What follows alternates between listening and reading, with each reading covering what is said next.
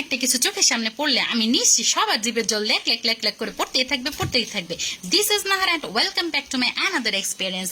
এই ভিডিওটা দেখে কার কার জিভের জল লেক লেক করতেছে কমেন্ট করে অবশ্যই কিন্তু জানাবেন, না জানায় কিন্তু ভুল করবেন না, ঠিক আছে? আর সেই জন্য প্রথমে যেটা লাগবে আমাদের সেটা হচ্ছে তেঁতুল। আর এই তেঁতুলটাকে আমি পানিতে ভিজিয়ে রেখে দিয়েছি, ঠিক আছে, যে এটা নরম হতে থাকে। এরপর নিয়ে নিয়েছি দুটো পেয়ারা, চারটা আমরা। এখন এগুলোকে খুব সুন্দর করে ধুয়ে নিতে হবে, একদম সুন্দর করে ধুয়ে নিতে হবে যাতে এর গায়ে কোনো রকম ময়লা মটি না থাকে, ঠিক আছে? এরপরে এটাকে সুন্দর মতো পিলার করে নিতে হবে, ছুলে নিতে হবে। আমি একটু পাতলা করেই ছুলেছি কারণ এটা টকটক ভাগটা কিন্তু বজায় থাকবে, আর বেশি করে ছুললে কিন্তু এটা একটু ভালো লাগবে না, মানে একটু টকটক লাগবে না। আমরা কিন্তু এমনিতেই অল্প টক, তার মধ্যে যদি চোখলা সব ছিঁড়ে ফেলে দেন তাহলে কিন্তু একদমই টক লাগবে না। এরপরে কি করতে হবে, এরপর হচ্ছে আমাদের জগদ্দত্ত করতে হবে। আমরাগুলোকে পুতা দিয়ে ছেঁচে এগুলার কিন্তু একবারে কি বলবো, নাড়ি বুড়ি হাতুড়ি সবকিছু বের করে ফেলতে হবে। ছেঁচে কোনো মতেই বন্ধ করা যাবে না। এটাকে কিন্তু আপনি কেটেও নিতে পারেন, কিন্তু কেটে নিলে কিন্তু এটার স্বাদটা কিন্তু পাওয়া যাবে না। এটাকে সুন্দরভাবে ছেঁচেই নিতে হবে, ঠিক আছে?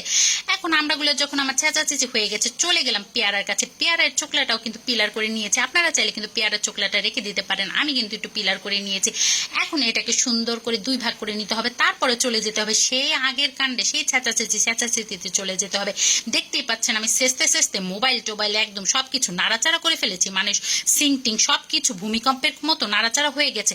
এখন মনে করেন যারা প্রতিদিন রাত্রে আমার উপরে এরকম ভূমিকম্প চালায় তাদের অবস্থাটা কি হচ্ছে একবার চিন্তা করে দেখেন। আমার চিন্তা করেই হাসি পাচ্ছে।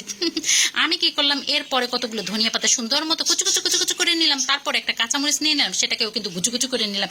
এরপরে চারটা শুকনা মরিচ, সেটাকে কিন্তু আমি চুলার মধ্যে আগুনে সুন্দরভাবে পুড়িয়ে নিলাম, একদম কালা ছাই করে নিলাম পুড়িয়ে। এরপর লবণ দিয়ে সেই শুকনা মরিচগুলাকে সুন্দর মতো ডলে এটার আত্মা বের করে ফেললাম। এরপরে দিয়ে দিলাম কাঁচামরিচ, দিয়ে দিলাম ধনেপাতা, এটাকেও খুব সুন্দর করে ডলে নিতে হবে। এর ভিতরে যে জল আছে সেটাকে বের করে ফেলতে হবে।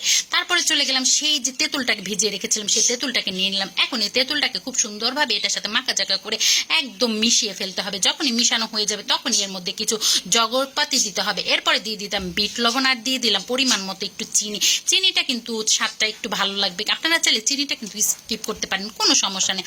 তারপরে সেগুলোকে সুন্দর মতো মাখাচাকা করে নেওয়ার পর তারপর দিয়ে দিলাম সেই ছেঁচা পেয়ারা আর হচ্ছে আমরা।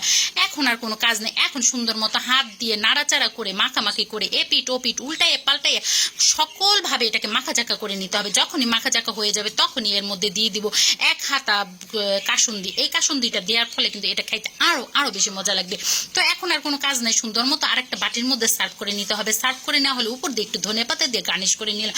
একটা ব্যাপার আছে না, খাওয়ার সময় একটা ব্যাপার স্যাপার আছে না বলেন? তারপরে কি করব, চামচ দিয়ে গপাগপ মুখের মধ্যে দিয়ে দিব। এটা দেখে কার জিভের জল চলে আসছে জানাতে কিন্তু একটু ভুলবে না। তো আজকে এই পর্যন্তই, ধন্যবাদ, আসসালামু আলাইকুম।